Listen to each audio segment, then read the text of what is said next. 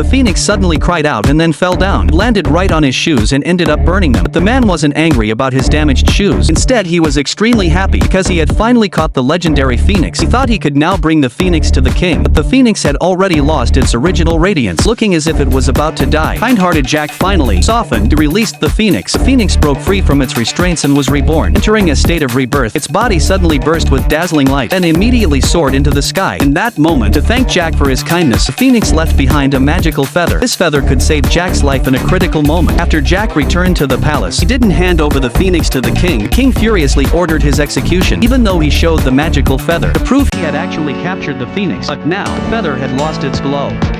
Everyone stared at Jack and mocked him. Finally, he was tied to the chopping block. At this crucial moment, the feather suddenly lit up and the ground began to glow. The sky changed from gloomy to as bright as daytime. The phoenix had arrived just in time. Everyone was stunned, staring at it in amazement. It flew steadily to the top of the tower. Now everyone believed Jack had truly captured the phoenix. The king had actually wanted him to perish, which is why he assigned this impossible task. Although the king was now upset, he still rewarded Jack. The whole country celebrated for him, but the king still harbored resentment, so he had no intention of letting Jack go. Next day, King gave him an even more impossible task: to find the Princess of Heaven and bring her back to marry him. But before this, the king had already sent many soldiers to find her, but none of them had returned alive. Everyone thought Jack was doomed this time, but he safely reached the princess's location. However, just as he tried to enter, he was blocked by an ice wall and couldn't do anything. Just as he was at a loss, Phoenix Feather suddenly floated in midair, then shot into the ice wall. The next second, the entire ice wall melted quickly until it completely vanished. He walked smoothly into the palace, finally meeting the Princess of Heaven. The princess already knew the king. The man who wanted to marry her was an old and frightening man. She immediately ran to the edge of the cliff, rejecting the proposal, deciding to resist this marriage with her life.